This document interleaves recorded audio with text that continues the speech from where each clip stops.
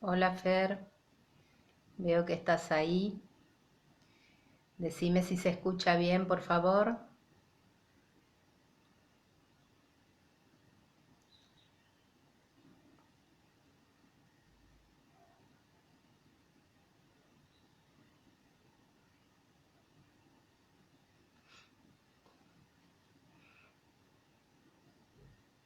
Gracias, Fer.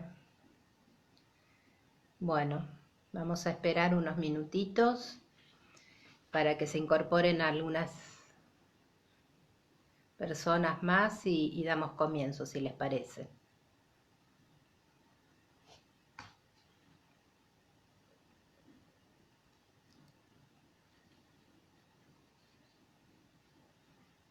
A ver.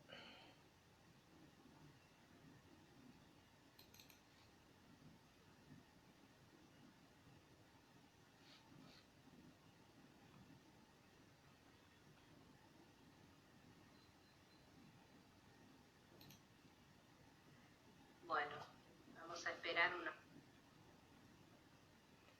una pequeña demora, pero ahí está. Bueno, mientras tanto les voy contando.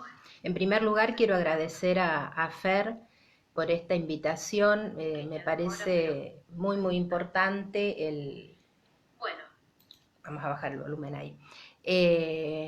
Como les decía, me parece muy importante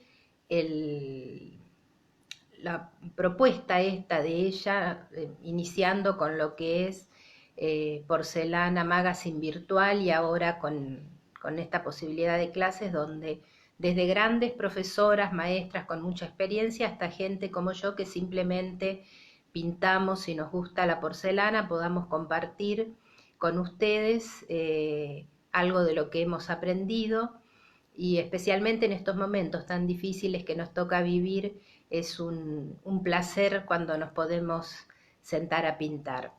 Les cuento, mi nombre es Beatriz Calleja, yo hace aproximadamente 10 años que pinto sobre porcelana. Tenía un taller en mi casa donde daba distintas técnicas y un poco por casualidad di con una clase de pintura sobre porcelana. Y bueno, a partir de ahí no pude parar, como seguramente les ha pasado a todas ustedes. Con el tiempo empecé a dar clases en el taller y fui dejando las otras disciplinas de las que daba clase y quedé solo con lo de porcelana. Ahora hace un año que no estoy dando clases, pero bueno, espero poder retomarlo en el futuro. Hoy lo que les traigo es una técnica muy simple, muy sencilla, que es la del esgrafiado. Esta técnica es una técnica que se ha utilizado hace muchísimos años, ya antes de Cristo la utilizaban los asirios, los egipcios, los griegos, los romanos, los árabes, y lo utilizaban especialmente en ese momento para reflejar escenas de la vida cotidiana. ¿En qué consistía la técnica? La técnica consistía en pintar una superficie y, como su nombre lo indica, porque deriva del italiano, es graffiare, que es ir quitando partes de esa pintura para que uno pueda observar la pintura que está debajo o la pieza simplemente. Esto lo hacían por medio de un grafo, que era un punzó con el que quitaban la pintura. Luego se fue dejando un poco de lado el uso de la misma y es recién en el siglo XVI, con el Renacimiento, y específicamente en el en el XVI, que Miguel Ángel, Leonardo da Vinci y Rafael lo vuelven a jerarquizar porque incluyen esta técnica en algunos de sus trabajos, ya sea en las esculturas, en los palacios que diseñaban o demás, con lo cual volvió a adquirir una importancia bastante grande. Se puede aplicar sobre distintas superficies, con distintas pinturas. Por supuesto, nosotros hoy lo vamos a ver con pintura sobre porcelana. Es probable que yo alguno de los comentarios que hagan con alguna pregunta no los vea ahora, después voy a contestar todo, porque es un poco complicado, como decía Daisy los otros días, estar mirando y reproduciendo. Bueno, vamos, si me permiten, voy a girar, a ver si podemos ubicar.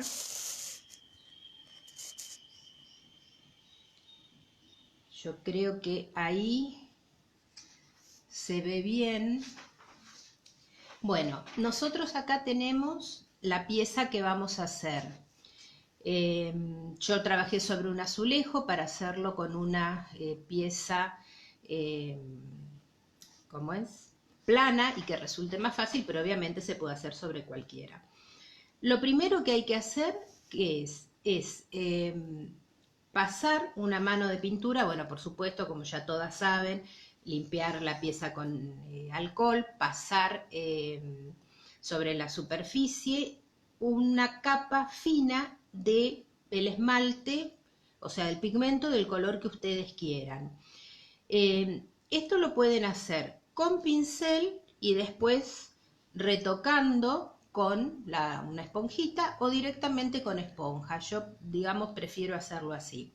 La capa tiene que ser una capa pareja para que después no se salte, es decir, que no tenga exceso de pintura. Y la misma tiene que ser preparada con un espesor, o sea, que sea denso el espesor, perdón, que tenga una densidad alta. ¿Por qué? Para que tenga un poder cubritivo mayor. Una vez que lo pasamos, hay que darle un secado. ¿Para qué es esto? Como nosotros vamos a ir raspando y levantando la pintura, esta tiene que tener una cierta adherencia a la pieza, porque si no, se nos saltaría por cualquier lado. A veces me preguntan si es necesario hornearla. Yo le doy una horneada a 150 grados, que me parece que es una temperatura donde la fija lo suficiente como para que no se salte, pero no tanto como para que se complique el raspar. También pueden dejarla varios días. Ustedes vieron que cuando preparamos algún pigmento y lo dejamos, va secando y después hay que raspar para quitarlo. Cualquiera de las dos opciones son válidas. Luego lo que vamos a hacer es preparar un diseño. Yo en este caso, a mano alzada, hice este dibujo. Fíjense que yo solamente hice los trazos, digamos, fundamentales. Todos los detalles de lo que vamos a hacer después, no es necesario hacerlo. Porque otra de las cosas lindas que tiene esta técnica es que todo eso generalmente va creando sobre la marcha. Muchas veces a medida que vamos viendo cómo queda una parte, eso mismo nos lleva a utilizar otro tipo, digamos, de rayado o de quita de la pintura. Si ustedes lo hacen a mano alzada, directamente lo podrían hacer. Ahora yo voy a pasar con el que vamos a trabajar. Podría con un lápiz hacer el dibujo o hacerlo para que ya les quede el patrón en una hoja para después con un carbónico transferirlo. También podrían utilizarlo para hacer una guarda. Me gusta mucho trabajar con piezas que voy a incrustar en otros trabajos. Por ejemplo, hacer una guarda para un piso, para un baño, para una cocina, murales, todo ese tipo de cosas me gustan mucho. Y yo podría armar un diseño para una guarda y después lo tendría que replicar. Entonces, en esos casos sí es conveniente hacerlo en el papel. Una vez que transferimos el trabajo, muchas veces cuando se trabaja sobre superficies así, se suele cubrir una parte de ella con un papel film para de esta manera evitar raspar. Fíjense, yo puedo tocar sin problema la superficie, pero bueno, quizás si lo hago con la uña haría un rayón donde no quiero que justamente que la pintura sea retirada. En este caso yo prefiero trabajar con una hojita del el rollo de cocina, porque esto me va a permitir más fácilmente moverme por encima.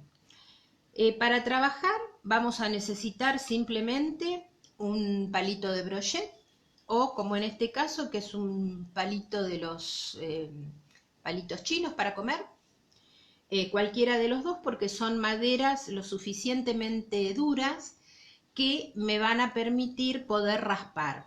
Vienen también esos punzones de metal, incluso unos más gruesos, otros con punta más fina, pueden utilizarlo también, por supuesto, pero esto funciona. Lo único que vamos a tener en cuenta en el caso de trabajar con los palitos es que yo voy a tener un pedacito de, ¿cómo es? De lija, porque obviamente se va a ir comiendo la punta. Entonces van a ver que yo cada tanto voy a retocar la punta esa. La otra cosa es tener un papelito, también de los de rollo de cocina, para ir limpiando, y un pincel tipo mop, cualquiera, mientras sea bien suave, que es para ir retirando la pintura. Bueno, vamos a comenzar. Lo primero que voy a hacer es ir retirando. Fíjense que yo voy a hacer una mínima presión, parte de la pintura de, digamos, los marcos donde yo voy a trabajar luego. No hay problema si yo dejo en una parte, porque puedo retomar. Y fíjense que yo acá veo, da la sensación de que no retiró toda la pintura. No, no es así, simplemente que se va acumulando. Para eso es el pincel, para ir limpiándolo. Y yo voy a ir descargando en la servilleta también lo que va quedando acá. Yo hago el primer trazo. En este caso, bueno, yo decidí hacer rayas. La presión, ven, por ejemplo, ahí faltó, puedo volver y completar. La presión con la que ustedes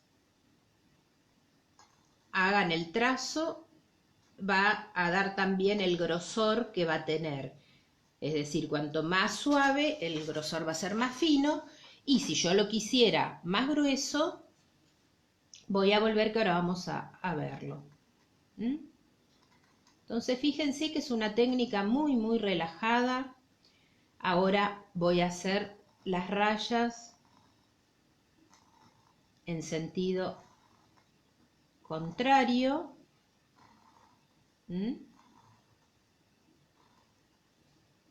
Limpio mi pincel, mi palito de brochet, fíjense cómo va quedando material, retiro, y ahora yo voy a hacer rayitas en este caso. Acá es ya la imaginación de cada uno. En cuanto a los diseños que van a utilizar, lo único que tienen que tener en cuenta es que sean diseños no con, digamos, partes muy pequeñas dentro de él, sino que tenga zonas que estén bien delimitadas para que yo pueda trabajar dentro de ella. Hoy en día en internet, Pinterest, que a todas les debe pasar lo mismo, que entran a buscar una cosa y siguen y siguen y siguen, tienen infinidad de diseños. Y como les digo, pueden tomar ideas, pueden copiar o pueden ustedes armar sus propios diseños. Fíjense, yo ya hice todos los trazados. Siempre es conveniente que estos que son los mayores tengan un mayor grosor para que justamente me los separe de lo que voy trabajando adentro. Simplemente hago una segunda pasada, y si en alguna parte lo quiero más grueso, simplemente vuelvo a pasar y a sacar. Lo lindo también que tiene esta técnica, que como les decía es súper libre, si bien yo tengo trazos, quizás sobre la marcha me voy dando cuenta que, esperen que voy a girar, mientras les comento sigo haciendo el último pétalo. Yo puedo, ven que acá a propósito entré de lo que sería el margen que yo tenía marcado. Eso no hay problema, porque como saben, tanto el lápiz como el carbónico, cuando vaya al horno, va a quemarse, o sea que no es que tengo que respetar estrictamente los bordes que yo me haya marcado. Vamos a hacer rápido. Otra cosa que es importante es que yo llegue con los trazados bien hasta el borde. Fíjense que si yo hiciera algo así, después no se va a ver bien a la hora de tener el trabajo terminado, a no ser que sea una zona donde deliberadamente, porque quizás yo estoy haciendo en el pétalo de una flor, en el medio marcando, sí, pero yo tengo que llegar bien hasta los bordes.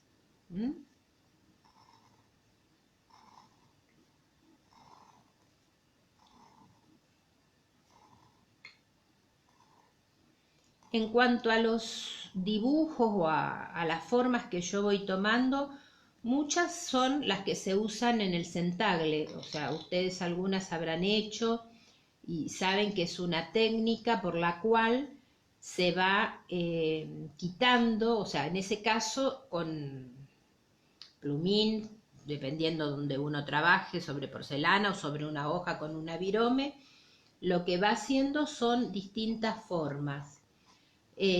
Si uno busca por centagle, les van a aparecer muchísimos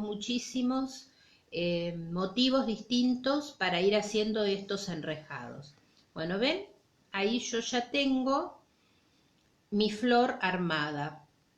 Fíjense que yo tomé esta parte, como más grande es el enrejado, lo cual, y acá más chiquito, esto me estaría dando un poco de profundidad. Si bien estas son pinturas, o mejor dicho, técnicas, porque en sí no es una pintura, donde yo no estoy haciendo una copia realista de una flor. Acá, por ejemplo, decido hacer estos circulitos para marcar lo que sería el centro de la flor, y acá le hice, fíjense, como que tuviera, podría haber hecho unos pistilos, es decir, les vuelvo a repetir, eso justamente es una de las cosas más lindas que tiene la técnica, que es que a mí me permite ir, fíjense, yo cada tanto limpio. Vamos ahora, ¿ven? Pongo en ángulo de 45 y voy girando y le voy sacando punta al palito a medida que la necesita. Vamos a trabajar otra zona. Por ejemplo, yo tengo acá una especie de hoja donde tengo acá en el medio, fíjense,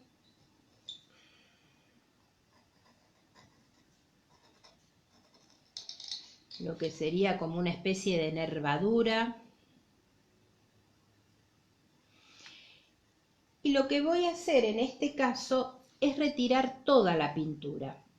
Yo, si pongo también más en ángulo, fíjense que voy a barrer más rápido, porque ya no lo estoy haciendo con la punta, sino que lo hago con una mayor superficie del palito. Quito, ven como parece que no había salido, y sí, limpio. Fíjense que yo puse también debajo una hojita para que la pintura que va saliendo quede ahí, y bueno, si es un trabajo muy grande, cada tanto la puedo ir limpiando. Y acá volvemos a lo mismo. Es importante que termine bien esto, que no quede los bordes. Y también yo sobre la marcha puedo, de mi diseño, decidir hacer alguna modificación, es decir, agrandar, achicar una parte.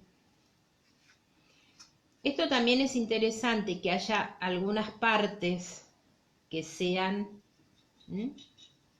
Y limpio bien, bien, bien, bien, porque si acá le queda algún resto, cuando vaya al horno, eso se va a notar. ¿Sí? Ahora, bueno, vamos a hacer esta parte de acá, donde simplemente también tengo, sería una parte de la hoja de un lado.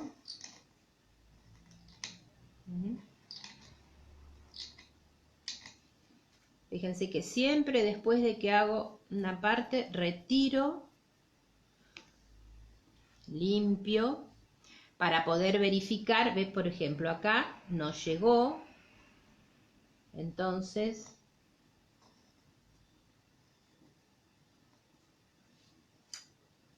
lo hago. Acá, digamos, puedo ir cambiando los diseños. Pongamos que yo voy a hacer en un lado, las voy a llevar así, y en el otro como que fuera espigado. Ustedes se van a dar cuenta, ven, por ejemplo, yo ahora quiero hacer y es como que patina un poco. Eso significa que mi punta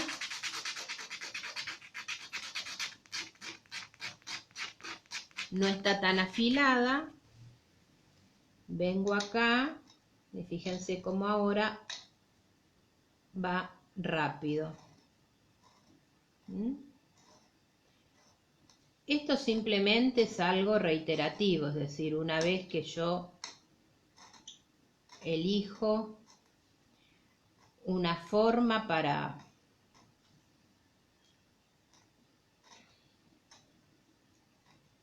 realizar, la voy simplemente repitiendo.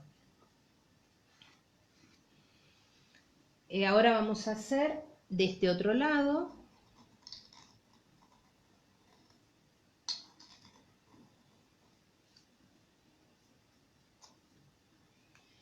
Y yo acá opté por hacer una forma que son como unos ladrillitos. Entonces yo saco primero la pintura en un sentido.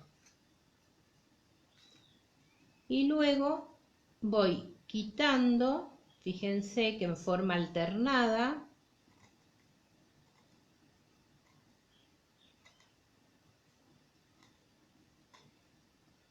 en el siguiente, entonces queda como que fueran ladrillitos. Y acá, si yo lo siguiera igual, no se notaría que es como que fueran dos partes de la hoja. Entonces, ¿qué hago? Lo hago en el sentido contrario.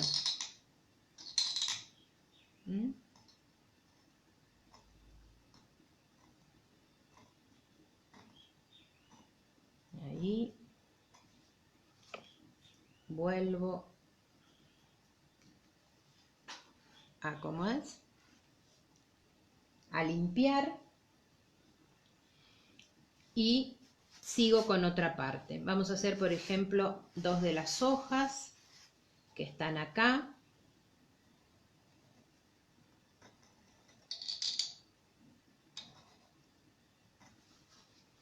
Fíjense que en este caso decido que dentro de las hojas lo único que voy a marcar son unas nervaduras. Es decir, voy a dejar prácticamente todo en el color. Entonces, lo que voy a hacer para que un poco se diferencie es hacer más grueso aún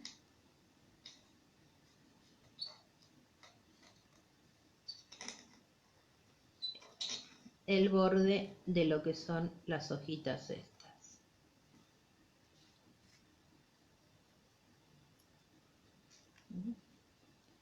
Acá también podría remarcar estas para que tengan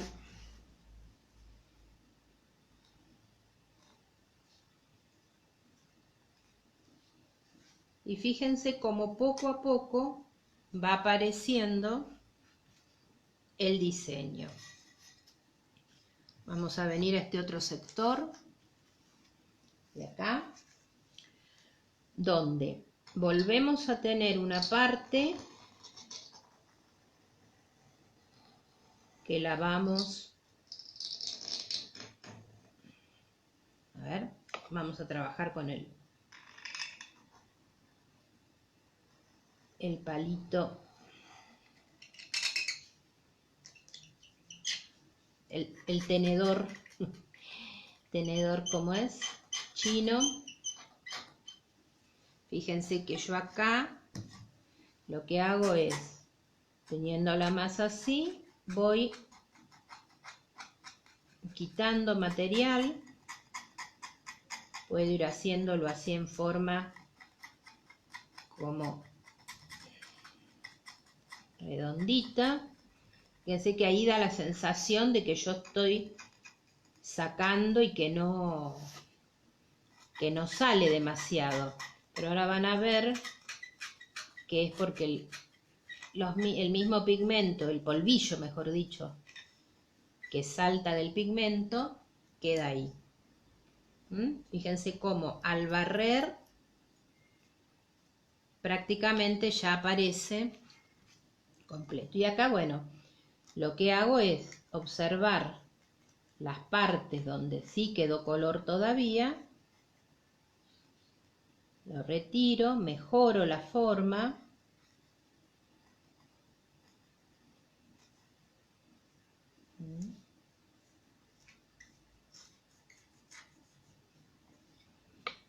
Vuelvo a pasar.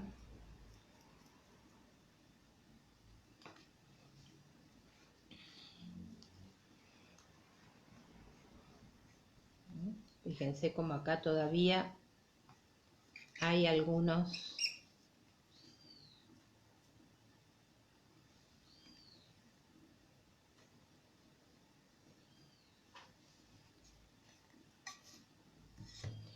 ahora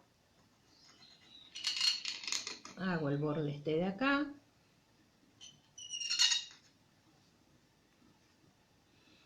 y acá vamos a ir haciendo también algunas otras técnicas, o mejor dicho, no técnicas, sino la técnica sigue siendo la misma, otros motivos para sacar el material.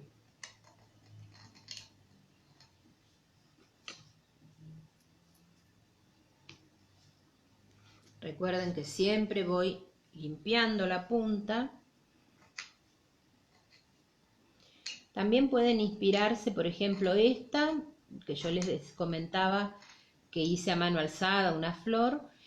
Parte de estos dibujos tomé la idea de las puntillas, es decir, de los entramados que tienen las puntillas. Seguramente que muchas de ustedes han hecho pintura, puntillas con plumín. Y bueno, pueden utilizar esos mismos motivos. En este caso, la técnica lo que hace es lo contrario, es decir, el plumín me daría los trazos, yo acá lo que hago es voy quitándolos. Acá, por ejemplo, podemos hacer el típico enrejado, ¿sí? Para el cual lo que hacemos es palitos, después otra fila y después los unimos, como con diagonales. Entonces, lo que me van a quedar son como hexágonos ¿Mm?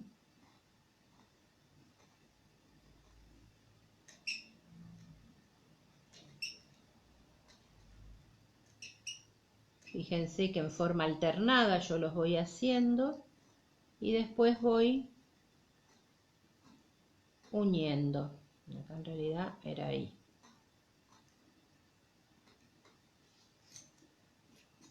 Y queda un poco como lo que serían los cercos.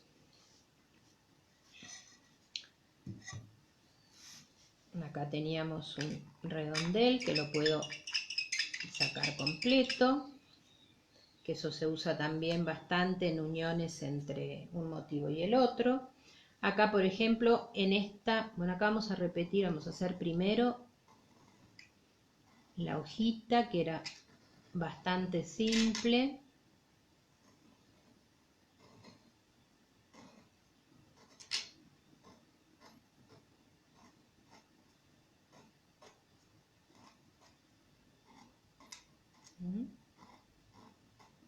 Con las nervaduras.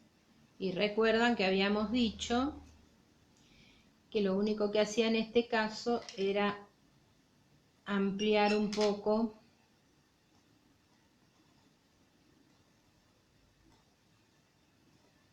los bordes. Y acá tenía otras hojas más que, bueno, después le puedo hacer algún tipo de rayado o el motivo que quiera. Tal vez siempre también lo que hay que ir buscando es el equilibrio. Es decir, si yo quito demasiado en una zona, en la de al lado trato de que sea menos para que una vez terminada la pieza haya un equilibrio, que no todo se haya retirado de un lado. Entonces, en esta parte grande de acá, lo que puedo hacer son lunares.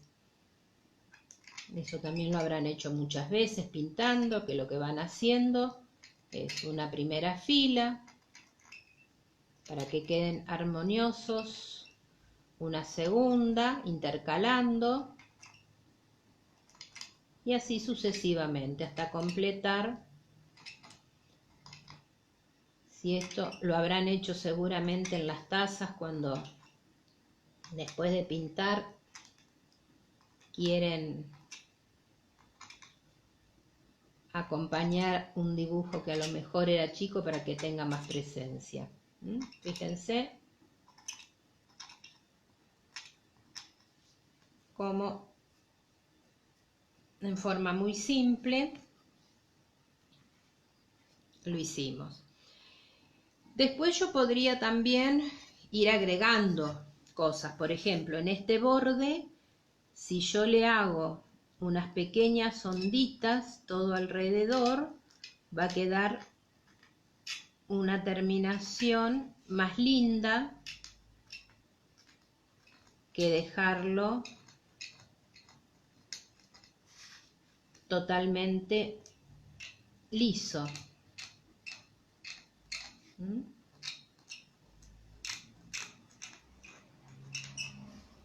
Fíjense, bueno, podría dar, o sea, tendría que dar toda la vuelta ahí.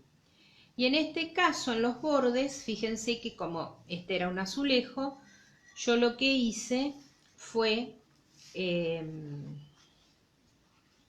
hacer como una puntilla, para lo cual hice unas ondas.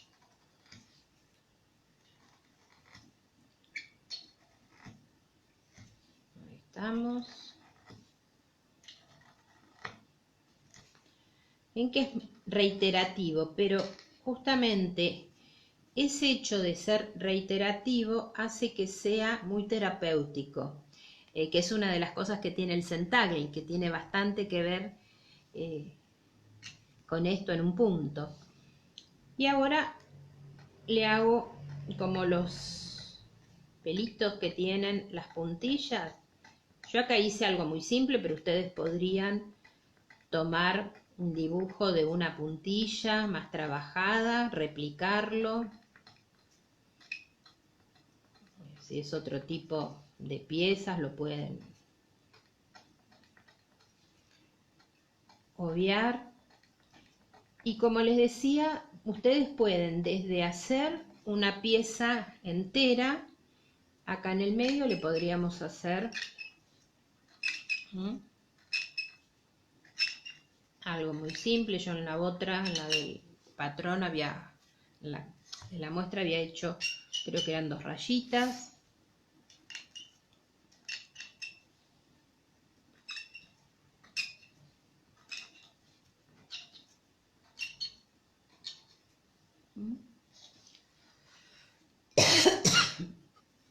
Siempre recuerden de ir retirando para ver. Y acá, en esta, ¿ven? Le podemos hacer en el centro. Y acá podemos unir, por ejemplo, fíjense que si yo hago así, me queda como un enrejado que vuelve a asemejarse a lo que sería en una puntilla. Yo podría trabajar, vamos a hacer esta de acá, si ya queda completo, total es muy simple. La presión con la que trabajan, eso lo van a ir viendo ustedes. No se asusten porque fíjense que no salta. ¿Qué pasa si salta en una parte donde no estaba previsto que lo hiciera? ¿Puedo volver a poner color? Sí, obviamente que no es lo ideal, pero con un pincel finito podría llegar a reparar, y si no, simplemente, a no ser que sea un diseño que ustedes están haciendo y que lo quieren respetar 100%, simplemente hago una modificación, agrando, achico, cambio el motivo, porque como les decía, justamente por eso cuando trabajamos lo que transferimos son las líneas principales, las líneas básicas de lo que va a ser mi diseño. Y después es sentarse y dejar volar la imaginación. Fíjense como muy pronto yo hice esto. Podría en estas zonas también hacer algún tipo de trabajo o de enrejado, pero en este caso en particular me gusta verlo de esta manera, es decir, para que se destaque la flor así como está, con estas especies de hojas y arabesco. Fíjense que yo ahora que lo miro noto que acá quedó como muy recto, entonces puedo mejorarle la forma para que mantenga la redondez que tenía. Lo que podría hacer simplemente es en las esquinas, fíjense que los puntitos siempre nos salvan de esos lugares que por ahí quedan vacíos.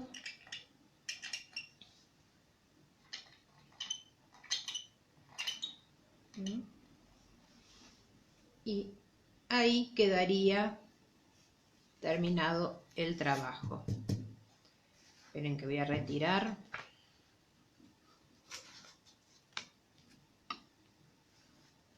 ¿Ven cómo queda todo el pigmento que yo fui retirando?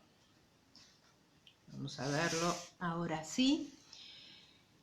Y bueno, como les comentaba, acá yo podría retocar lo que quisiera una vez que lo veo terminado, si considero que hay partes o que no me gustan, o vamos a hacer, ¿se acuerdan que de este lado no estaban hechas las onditas? Fíjense que son onditas muy... Otra vez necesito afilar La punta, ¿vieron cómo se nota enseguida que patina?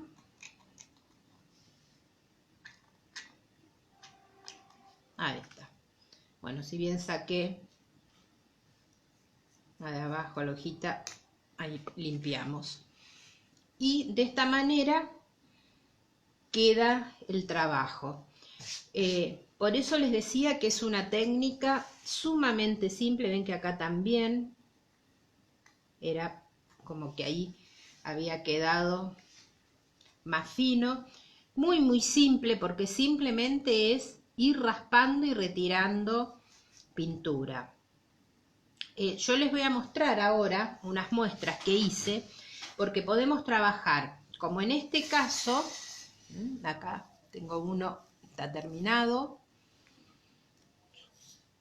donde este también a mano alzada hice el dibujo del gato y con alguna de las formitas del centagle le retiré el material, un tronquito y una media luna. ¿Qué pasa si yo quiero trabajar con dos colores? En primer lugar, lo que puedo hacer es trabajar con una pieza que ya tenga color. Obviamente que tiene que ser un color claro. ¿Por qué es esto? Porque si el color de base es oscuro, yo después el color que tengo que poner arriba siempre tiene que ser o en la misma, digamos, vamos en la misma tonalidad o un color más fuerte, porque si no, no voy a tapar el color de abajo. ¿Qué pasa si yo lo que tengo es una pieza blanca? Bueno, en ese caso, ¿qué hago? Le doy una mano, fíjense, primero de color, acá di un verdecito muy suave, horneé, en ese caso sí, ¿cómo es? Horneo a 780 grados, después doy mi capa de pintura, lo llevo a 150 y después retiro. Entonces voy a tener un trabajo con dos colores. ¿Qué pasa si yo quiero utilizar más colores que esos?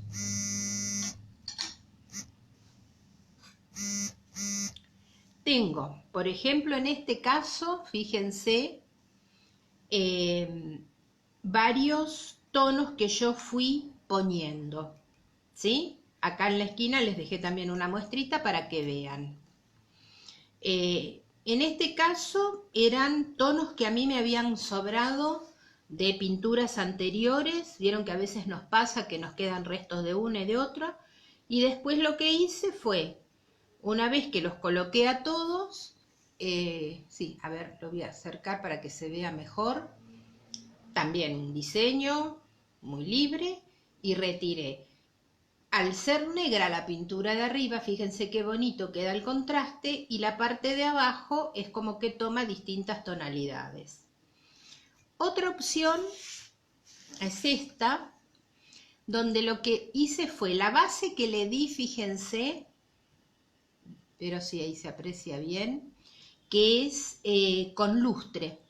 Coloqué un lustre, en este caso yo al lustre le fui dando con, lo rebajé en algunas partes con lavanda para justamente lograr estas diferencias. Después lo horneé a 780, pasé mi mano del color este azul y hice el trabajo. Entonces es muy lindo el juego acá que se logra con ¿cómo es? El lustre, que es espejado prácticamente el brillo que tiene, y el pigmento, que por supuesto es más opaco. Y otra opción que también pueden utilizar es esta, donde yo trabajo una parte así y luego es como que invierto, es decir, dejo la base y utilizo el color, en este caso este verde, para hacer dibujos. Acá yo podría haber creado una especie de yin y yang, es decir, el mismo dibujo hecho de un lado, hecho del otro al revés. En un caso aplicando esta técnica de esgrafiado, en la otra trabajando con plumín. Y por último, o sea, se les pueden ocurrir montones de opciones más. Tenemos esta que a mí me gusta mucho, fíjense, que queda como una especie de brocato. ¿Esto qué es lo que tiene? Tiene dada una base, una mano de un pigmento metalizado. Los otros días en la clase que dio Daisy, ella aplicó, digamos, el vidrio, pero la técnica para colocar es la misma. Ustedes le dan primero una mano con algún mordiente, yo utilizo el vehículo 220, una mano muy, muy delgada, porque si no se va a pegar después el pigmento como en, vamos a decir, no va a quedar liso, sino que va a estar más cargado en algunas zonas. Y ponen el pigmento, le ponen en el frasquito, un trozo puede ser de una de las medias, las medias de nylon, o bien una gasa. A veces la gasa hay que poner dos, porque como el entramado es un poquito más grueso, va a pasar mucho de golpe, y van aplicando de esa manera el metalizado. Lo mandan al horno a los 150, en este caso sí es preferible hacerlo y no esperar a que seque, porque como es algo distinto, ustedes piensen que estamos poniendo un pigmento que está, digamos, así seco, que yo no lo mezclé con el vehículo por encima. Y una vez que está, también hacen los trabajos. Fíjense, como les decía, que uno puede, por ejemplo, trabajar toda una pieza. Yo tengo acá esta, donde toda la pieza fue trabajada con esta técnica. Esta lo que tiene debajo es una base de madreperla.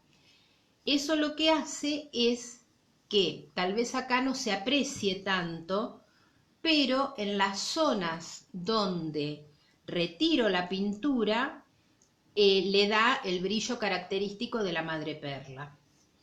O también pueden, como les decía, utilizar en una parte de un trabajo. Por ejemplo, esta que es como un brocato que les decía, yo lo utilicé en un cuadro que es una vista del carnaval de Venecia, donde la mujer tenía puesto un vestido y el corsé del vestido era como un brocato, y con esta técnica quedó perfecto. Bueno, hasta acá lo que es el esgrafiado. Vamos a dar vuelta. A ver. Sí.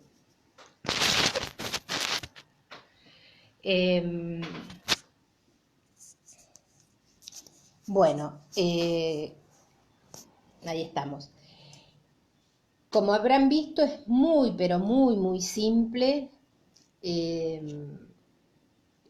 Fíjense que en un ratito yo hice la pieza esta. Obviamente que ustedes pueden hacer,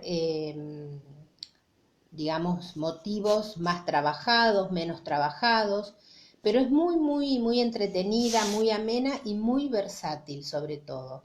Yo no sé, porque no vi ninguna pregunta, si la subo. Si quieren ahora consultarme algo, háganlo. Igualmente yo después voy a leer todo lo que puedan haber escrito y se los voy a responder por si tienen alguna duda. Igualmente, ¿a qué temperatura horneó después del esgrafiado? 780. O sea, no, con eso no hay ningún inconveniente. Recuerden, vamos a repasar respecto de eso, por si por ahí fui rápido y no lo aclaré. Lo que hago es, paso la mano de esmalte, puede ser con pincel y después con la esponja lo emparejo, o directamente paso con esponja. A mí me gusta hacerlo de esa manera. Una vez que lo pasé, tengo que secar para después poder retirar la pintura sin que ésta se salte o se empaste. Una forma es mandarlo al horno, 150 grados aproximadamente. A mí es lo que más me ha resultado. Lo he probado a más, a menos, pero 150 funciona muy bien. Y ahí comienzo a trabajar. La otra opción es porque a veces hay personas que no tienen horno, entonces no lo van a llevar a un lugar para que se lo horneen. Bueno, en ese caso lo dejan. Incluso también vieron que a veces para cuando trasladan, que lo ponen en el horno de la cocina para que, digamos, seque, pueden hacerlo exactamente de la misma manera. Lo secan en el horno de la cocina, hacen el trabajo y después lo llevan para que se los horneen. No es que tienen que llevar 2 veces al horno, eso cuando tenemos el horno en casa podemos hacerlo. Y una vez que está terminado, lo hornean a 780. O como ustedes horneen, hay algunas que hornean a más o menos, a veces depende del color que usaron. Simplemente es tener en cuenta, digamos, esos detalles. Y a partir de ahí la imaginación. Cada una le va a ir encontrando las formas y ver qué es el uso que le pueden dar. Bueno, les agradezco muchísimo porque estoy viendo todos los comentarios amorosos que están poniendo. Les agradezco muchísimo a todas. A Fernanda nuevamente por esta posibilidad. El lustre dice, ¿con qué se puede volver a dar fluidez una vez que se endurece? Vienen, ¿cómo es? Un diluyente que es para eso. Y si no, yo lo que hago es así como lo diluí para lograr ese efecto. En ese caso lo hice fuera con una gotita de la esencia de lavanda también. Apenas una gotita y eso lo diluye. Sí, a mí me ha pasado varias veces que como es algo que uno no utiliza todo el tiempo, se endurecen. Y a ver, creo que otra cosa no. Después volví a comentar lo del tema del horneado, la temperatura y bueno, eso es todo. Bueno, quiero además recordarles e invitarlas para que participen en la primera exposición de pintura sobre porcelana virtual que está organizando como es Porcelana Virtual Magazine y Fernanda, por supuesto, que es quien está detrás de todas estas maravillas que podemos disfrutar. Hay tiempo hasta el 10 de septiembre para presentar trabajos. Está muy bueno porque todas pueden presentar, desde una alumna hasta alguien que tenga como es, un nivel mucho más avanzado. Hay varios niveles, tienen toda la información disponible en la página de Porcelana Virtual, de Porcelana Magazine, y la exposición va a estar disponible a partir del 16 de noviembre. Va a ser un lindo lugar de encuentro para todas las que amamos la porcelana, para ver trabajo, para inspirarnos, para mostrar lo que hacemos. Así que bueno, les agradezco muchísimo a todas y a vos, Fer, como siempre, un cariñoso saludo. Espero que les haya gustado y que bueno, que puedan ponerlo en práctica. Gracias a todas.